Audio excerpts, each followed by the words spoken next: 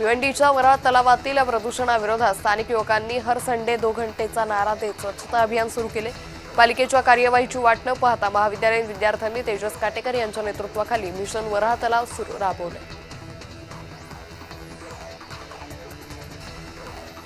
जळगावच्या पाचोरा तालुक्यात पुन्हा एकदा ढगफुटी सदृश्य पाऊस झाला। पावसामुळे कापूस, मका, ज्वारीचा चारा भिजून शेतकऱ्यांचं मोठं नुकसान झालं। गावातील मुख्य रस्त्यावर पाणी साचले। चंद्रपूरमधील गोडपिंपरी तालुक्यात चारा कापणाऱ्या महिलेवर वाघानं हल्ला केला। या घटनेमुळे नागरिकांनी रास्ता रोको केला। हिंगोलीतील अतिवृष्टीग्रस्त शेतकऱ्यांना अद्याप मदत मिळाली नाही। सरकारकडून न मिळाल्यानं शेतकरी हतबल झाले। मदती अभावी शेतकऱ्यांची दिवाळी कोरडी झाली। त्यामुळे आता मदत कधी मिळणार असा प्रश्न शेतकरी विचारतात। येवला बाजार समितीत दिवाळीनंतर कांद्याच्या दरात किरकोळ सुधारणा झाली। आज कांद्याचे सरासरी दर 850 ते 900 रुपये क्विंटल होते। मात्र केवळ 150 ते 200 रुपयांनी सुधारणा झाल्यानं शेतकऱ्यांची नाराजी मात्र कायम आहे।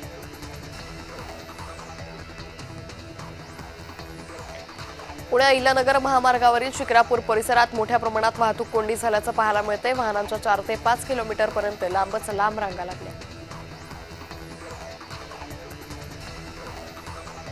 स्थलांतरामुळे कमी होत चाललेले शेतीचं क्षेत्र आणि परतीच्या पावसाच्या दुहेरी संकटात कोकणातील शेतकरी सापडलाय। कापणीला हंगाम सुरू असताना रायगड जिल्ह्यात पाऊस पडल्यानं हातातोंडाशी आलेलं पीक वाया गेले। वर्ध्यात बच्चू कडूच्या महाएल्गार रॅलीची जोरदार तयारी करण्यात आली। आंदोलकांना मुक्काम बीडमध्ये असल्यानं रॅलीत सहभागी झालेल्या 5 ते 6 हजार शेतकऱ्यांच्या जेवणाची व्यवस्था करण्यात आली।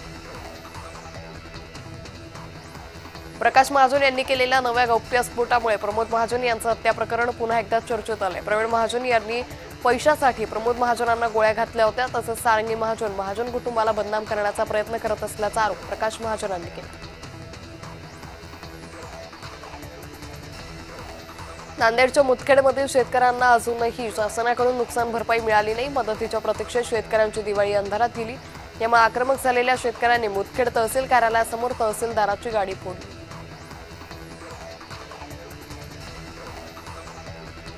मुसळधार पावसामुळे द्राक्ष शेती धोक्यात आली आहे। फळधारणा न झाल्यानं लासलगावमधील शेतकऱ्यांना 4 एकर द्राक्ष बागेवर कुऱ्हाड चालवली। शेतकरी राजेंद्र विठ्ठल पालवे यांनी केलेला लाखो रुपयांचा खर्च पावसामुळे पाण्यात गेलाय।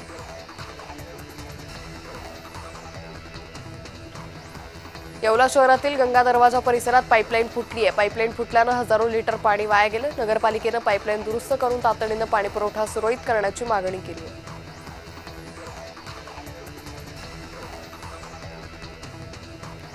मनमाड, नांदगाव आणि चांदवड परिसरात 3 दिवसांपासून पाऊस हजेरी लावतोय। पावसामुळे काढणीला आलेल्या पिकासह नव्यानं लागवड केलेल्या पिकांना फटका बसलाय। मका आणि कांद्याचं पीक पाण्यात गेल्यानं शेतकरी हवालदिल झाला। मनमाड, नांदगाव आणि चांदवड परिसरात 3 दिवस जोरदार पावसानं हजेरी लावली। भागातील पावसानं जनजीवन विस्कळीत झालं। नवीन लागवड केलेल्या पिकांनाही या पावसाचा मोठा फटका बसतो।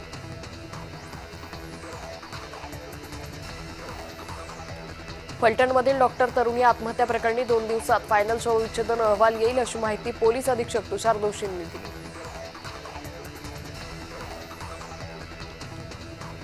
चाळीसगाव कन्नड मार्गावर प्रवाशांवर दरोडेखोरांनी हल्ला केला। रांजणगाव फाट्याजवळ डॉक्टर कुटुंबावर हल्ला करून 1,20,000 रुपयांचा ऐवज लुटला। चाळीसगाव ग्रामीण पोलीस ठाण्यात गुन्हा नोंदवलाय। मात्र या घटनेमुळे या मार्गावरून ये-जा करणाऱ्या प्रवाशांमध्ये भीतीचं वातावरण आहे।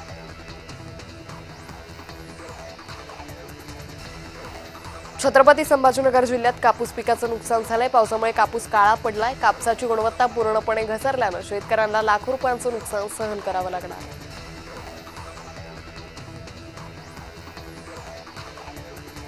गोंदियातील व्यापाऱ्यांनी भीक मागवा आंदोलन केलं। मुख्य बाजारपेठेत खंड्याचं साम्राज्य आहे। त्यामुळे बाजारपेठेत अपघात होत आहेत। त्रस्त व्यापाऱ्यांनी प्रशासनाचं लक्ष वेधण्यासाठी हे आंदोलन केलं।